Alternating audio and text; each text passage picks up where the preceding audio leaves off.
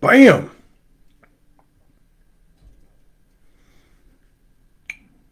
Alrighty then. I think we're up. Do me a favor if you can see me and hear me. Just let me know that.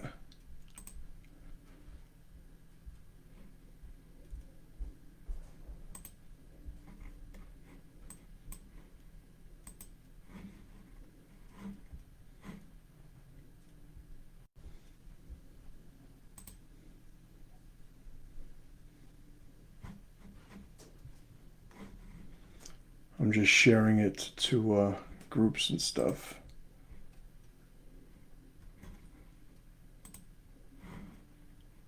Awesome. What's up, Big Juan? What's up, Scott? 5x5. Appreciate that. All right. So, what's up, Jamie? Thank you. I appreciate that. What's up, Willie? I appreciate all you guys sending me the birthday, wishes, the happy birthdays. It's always nice to see, and I am very very grateful for it. I got a few minutes until my wife's making me dinner. She's getting crazy with some shrimp dish, so it should be interesting and delicious. But I got some time for that. So I had put on Instagram a little while ago a sort of one of those ask me anything things, and just fucking around. I had a couple of minutes in between work sessions, and a bunch of people had just put questions, and I am tired of typing. And I haven't made a video in a little while, and I figured why not do one here. So I'm going to answer the questions that I have waiting for me on Instagram. I'll probably put this on IGTV later. I'm looking at this big ass monitor, but the camera's here, so I've been doing this for a minute. I'm not a rookie, so I should be a little bit more squared away with my fucking protocols. All that being said, so I was asked by Jeremy, how did you celebrate your birthday? Well, I celebrate it like I celebrate every day. The one change is I'm usually training on Wednesday nights, and I swap that out to hang out with the family. Although I haven't been doing much of that, but I will be later on, moving forward for the rest of the evening. They got me a birthday cake, and my wife's making me some shrimp. I really don't. I know it involves shrimp. I don't know what exactly it is, but it's going to be a good day. I have MSK 1987 asked, "Are you still doing long fasts at all?" And yeah, I am still doing the intermittent fasting. I usually don't eat before 3, and I try to do at least once a month a 24 hour. A 24 hour really isn't that big of a deal. There's one thing just really quick on fasting. If you are somebody who is really at the point where you're like, okay, well, when can I stop eating? Okay, then how many hours do I have to? When can I eat? What's the first thing can I eat? What can I eat in between? I understand. I used to be there. And then, I did a 9-day water fast. I will tell you that we have a very unnatural relationship with the frequency of our eating. Now, it's not to say that there aren't healthy ways to eat, frequently throughout the day. Obviously, there are. But if you are going to try fasting, let me do my best to assure you that you are not going to die if you don't eat in 24 hours. There is actually, and you could Google it, I don't have it ready.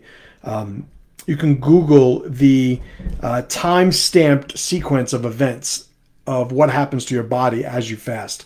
And there is a certain point, for me, it happens around the 20-hour mark, where my body just really starts lying to me. And starts telling me that, you got to eat, it's unhealthy. And this is hormonally driven.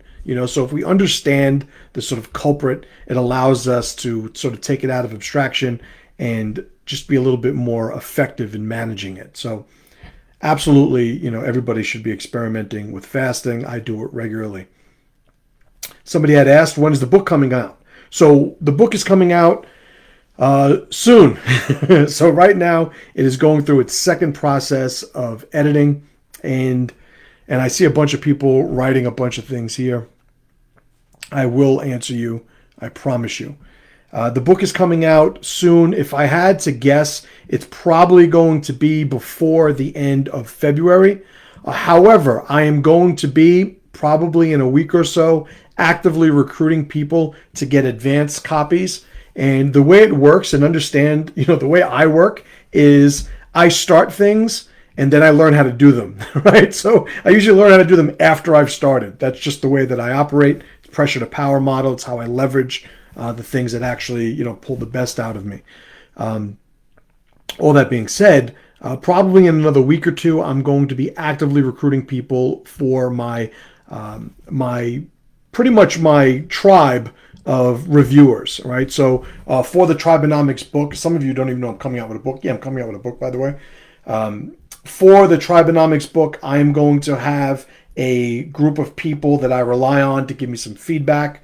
I'm going to be giving them the opportunity to purchase a advanced copy.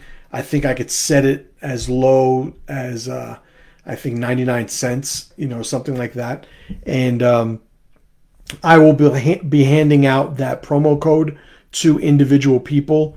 And the reason I do that, the logic of it is I want people to sort of be able to purchase it through Amazon and leave a review as a verified reviewer. So when you make a purchase of the book and you leave a review, Amazon tracks this and you get listed as a verified reviewer, which lends itself more favorably to the following of the book. So, or the ranking of the book. And I'm, if I have the ability to do these things, I might as well. Do I think I'm going to make a lot of money on this book? No. Do I think I'm going to make a lot of money indirectly because I've written this book? Absolutely. Because everything that I like doing, I find a way to monetize so I can keep doing it. One of the things about sort of not fitting into a box,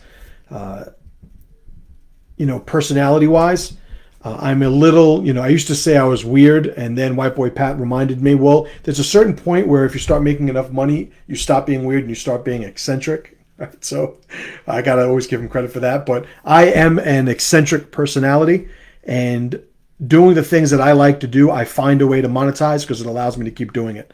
A lot of people have unhealthy relationships with sort of wealth, accumulation, and, basically making money. And that's some shit they have to square away. I have no such issues. There are ways that I can make a lot more money than I make. And where that sort of difference is I would say the majority of it is in me maintaining my standards, my integrity, the things that I'm consistently looking to achieve. So there is balance when pursuing wealth.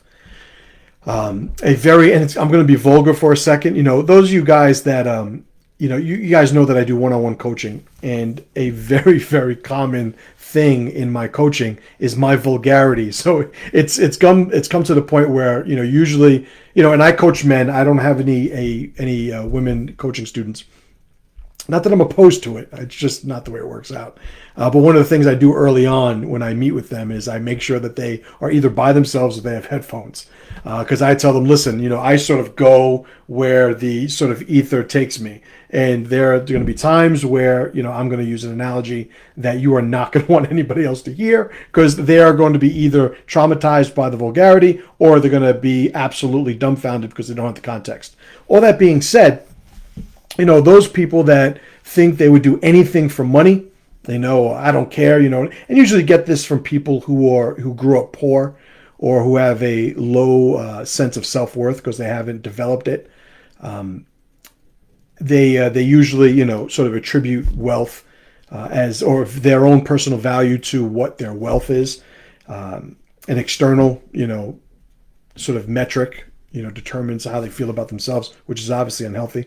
And I tell those people, okay, you do anything for money, you want to make, okay, if somebody gave you $1 million to, have sex with another man, would you do it? And, assuming the person I'm speaking to doesn't want to have sex with men, then, immediately, of course so there is a line, right? And I usually go overboard just to let them know, well, there's a line somewhere, and we have to find out where that is, where we sort of lose who we are in the pursuit of money, and people should be aware of that. So all that being said, the book's coming out soon. and sooner for those people that want to be a part of my tribe for the book. But I will put that word out through my email list. If you guys are not on that yet, go to masterchim.com. And when I'm recruiting for that review team, and I don't think I could do an unlimited number of people, but I'll probably get like 100 people or so and give them the ability to sort of get their hands on the book for a super discounted rate. And they will, be expected to leave a review. Hopefully they leave a review, because it'd be kind of fucked up if they didn't. But let me see if there's any questions before I get on to the next Instagram question that I gotten. Thank you guys. I appreciate all the happy birthdays. I do. Matt Shell, happy birthday, you heathen gorilla. That is such a compliment to me. Mike asks, starting at 3 till 11? Yeah, so if you're doing 8 hours, it would be 11. And I've heard different people do different things. I would say find the thing that works for you. I like the discipline involved in not eating to a certain or until a certain time in the day. So I leverage that. It's another benefit. So next question I got was somebody busting Rob Kahn's balls. They asked for, his jiu-jitsu's weakness, and I said so long as jiu-jitsu doesn't require a hat or a helmet, he's pretty much unstoppable. Somebody asked, when are you coming out with your videos to spit some knowledge? It's been a minute. Well, ironically, I am making a video right now. I hope that I am spitting knowledge while doing so. I will upload this video to YouTube and probably to Instagram, was IGTV. I'm still not Instagram savvy. I'm going to be developing more of my brand and my content on Instagram, moving forward. So it's definitely something that I will get better at by design. And that was a question from Flexo Bro. So next it's Andres Zeller Marquez. Might go to college in the Bronx. Should I come to your gym? Well, if you are going to college in the Bronx, if there's any gym, you should definitely stop by. It's going to be mine. When that happens, definitely reach out, Andres, and we will find a way to hook you up. All right, so She Slay 215. She's got a couple questions for me. The first one is, how fucked are we with Biden? So you will notice a significant reduction in my political discourse. And I'm actually, I've included a couple of these questions here because I want to just bring everybody up to speed, because I might not be including questions like these moving forward. We are as fucked with Biden as you were fucked with Trump. And I will say that in context. There are circles of identity, and it starts with the self, right? We are the point in the middle of these circles of identity. And before we get to the point where we are affected by legislative choices and environmental or climate, and I don't mean climate like weather, I just mean circumstances. Before we're affected by those scaled issues, we have so much shit we need to do. Like you will see now, and remember, there was one side, our side, making fun of the other side, assuming you're on my side, 4 years ago when we had all the crying, just people losing their minds, and it's like, okay, so what are you doing now? Are you going to rock your Not My President shirt? Are you going to allow your aggravation, anxiety, and resentment for, who's in office to determine who you are and how you express yourself, right? I use the verb selfing, and that's just the active, participation in rituals that define who you are. So when you are out and about selfing, are you going to allow your disdain for a political figure to determine who you are?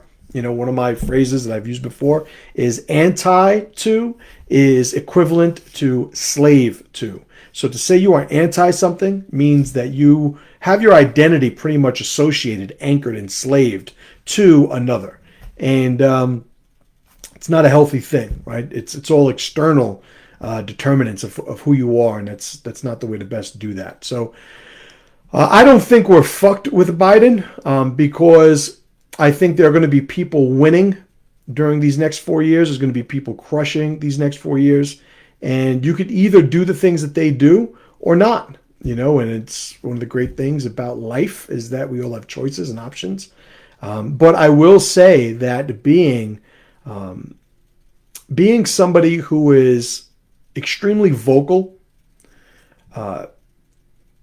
to opposing, identities online in the political arena these next 4 years, unless that is how you make your money, I would question the motivation for doing it. I have a lot of opinions, obviously. I received a message a couple of days ago from a student of mine questioning if I still supported Trump. And my reaction to him was, what does that even mean at this point? Oh, well, you were an adamant supporter and he's not a supporter of Trump. And he said, well, you were very supportive of him before, and I'm even adding some juice to it. It's my own bias, but he's a very nice guy, very respectful, sort of working with the tools he has. And he said, you were very supportive of him before, paraphrasing. I'm just eager to know if you're still as supportive of him. And I said, well, the election's over. And, it looks like Biden's going to be, elected or, put into office. And that didn't satisfy his question, and my whole point for answering him in that way is, what are we talking about? What are we looking for reasons to find offset in our alliance? Are we looking for reasons to not get along? Because at this point, that thing's pretty much over. And now, it's my mindset. It's like what's done is done. It is what you make of it. So what are we going to do going forward? And I would just offer that information to you. I wouldn't even call it advice, but this is how I'm running things. I'm focusing on what matters. And those of you that share space and time with me, in reality, not on social media, we can get into more detail. But I think that, investing more time and energy into that at this point is just a waste of time. It's nothing. It would have to be cathartic, and I'd be doing it to make myself feel better, which is fucking pointless, right? So, are we fucked with Biden? I wouldn't say so. I would say that individually, we got a lot of shit to do, and I think the more these individuals focus on that, the best position they're going to put themselves in. And you could say, well, that's not how America was formed, not from people just worrying about themselves. No, it wasn't. But all of the people that were sort of tasked with making, changes at that point in our history were people of influence, people of significance. And I would just say, why don't we level each other up so that our voices are more significantly heard, and we could sort of grow and amass the influence that we would need to make an effect. So it's where's the power in this? How do we pivot and just come out of this as equipped and as positive minded as possible? Remember, I'm the guy that says there's never reason to not be in a good mood. So how do you find the good mood in all of this? And as is the case with me, I usually look for the challenge, and there are some challenges there. And I wrote a book in 9 days. I've been trying to write that book for 4 years. It's just the perfect storm of events and pressures, and me putting my skin in the game and sticking my neck out, and got it done. And I will continue to do so. And I have this whole other, sort of adventure, that I'm on now with this book, and things that are going to come, by way of that book being published that weren't even in existence, 2 months ago, a month ago, even a month ago. So we get to decide who we are. We get to decide the decisions we make. We could also decide to just complain about shit and and make sure that everybody knows we have no power. That's the beautiful thing about choice. So the next thing she had asked was, are you a fan of Mitch Aguiar and the Adopt a Cop BJJ program? It sounds good. I do not know what it is. So can't say that I'm for and against. Adopt a Cop BJJ program. Okay, like helping a cop learn some BJJ. That sounds great. Having a cop live in your house, adopting him, that doesn't sound great. So yeah, I'll look into it. I don't know enough about it. Oh, she also says, thanks for all you're doing. And the man, I appreciate it. And you are the lady. So, okay. Amora asks, how do you feel about Joe Biden? I've made that abundantly clear over these last 4 months. Not a fan. But right now, as it stands today, on my motherfucking birthday, he is the president. So how I feel about him isn't very relevant. Favorite MMA submission, asks Curto413. My favorite MMA submission is I'm going to say probably the rear naked. Probably the rear naked. And that's me, just saying that we're not including strikes. Because the second fight I had, I made the guy quit by punching him in his face repeatedly.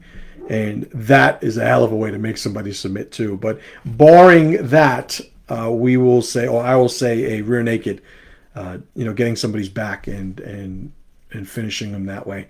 It's always been just a very clean way to end a fight, and just a great demonstration of what jiu-jitsu can do, in the chaos of conflict.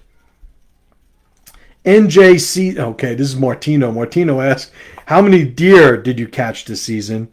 And he had the nerve to put a fucking laughing emoji. Well, first off, fuck you, Martino. Let's just say that I didn't do much deer hunting, but I did do quite a bit of deer hiking this past season.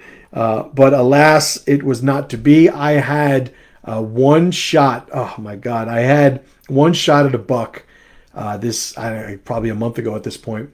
I was in my tree stand, and I think it was early morning, and he was walking himself in. I was in a great spot, and I would have had a shot had he maybe come in a little bit more. He was probably 70 yards out, and I'm not shooting anything over 30, and there are certain points from my tree stand where I know the distance. Anything at 30, I'm going to take a shot if I have it. And he was working his way in. There's no reason to think that he wasn't. And with that, my my neighbor, and he's such a good dude. He decides to drive his pickup truck with a buddy of his into the fucking woods to get firewood.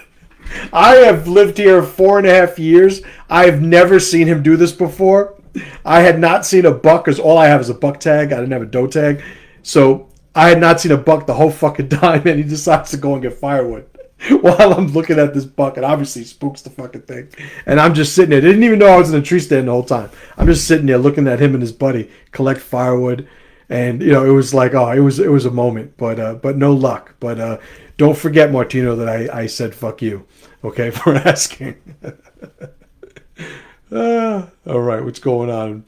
Felipe says, yeah, we need more videos. I'm on it. Don't worry. I am on it. I appreciate the happy birthdays, guys. All right.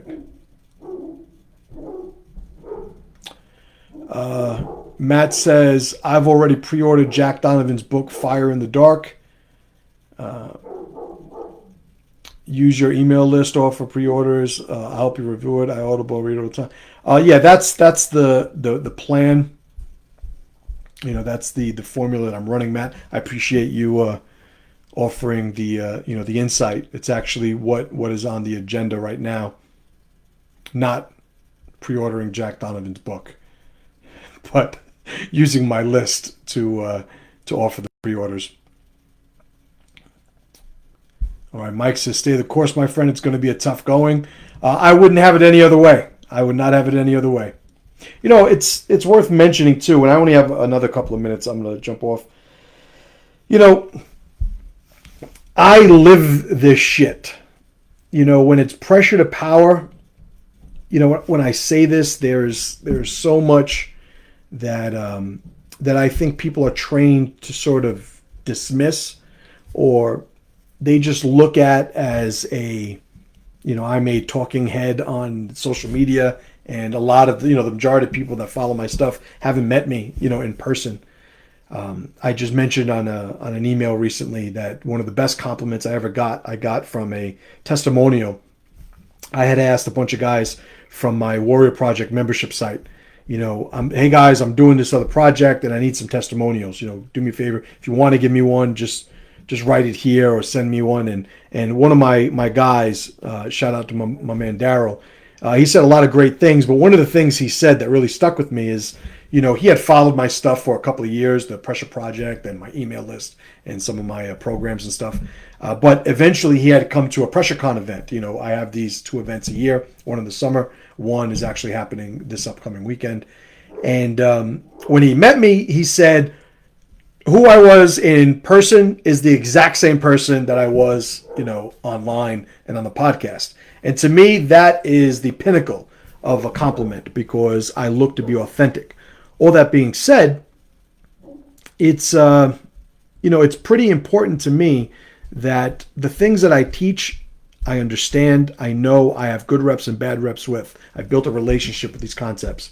And the foundational concept that I put out there when I first started my podcast was pressure to power.